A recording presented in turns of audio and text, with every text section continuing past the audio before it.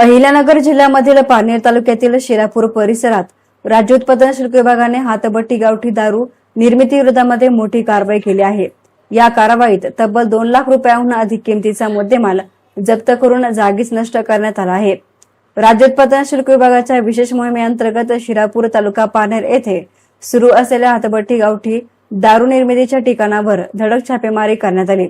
या कारवाईत सुमारे 3600 लिटर रसायनासह हातभट्टी दारू निर्मितीसाठी वापरले जाणारे साहित्य जप्त करण्यात आले। जप्त मुद्देमालाची एकूण किंमत 2,03,000 रुपये असल्याचं समजलं आहे।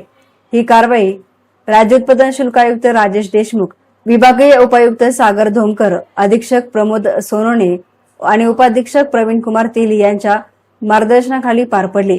निरीक्षक CS रासकर यांच्या नेतृत्वाखाली दुय्यम निरीक्षक उमेश ढोले, महेंद्र साळवे, जवान दिलीप पवार, प्रवीण साळवे, नेहाल उके, जिया पठाण, निलेश बुरा आणि वाहनचालक संपत बिटके यांनी कारवाईमध्ये सहभाग घेतला।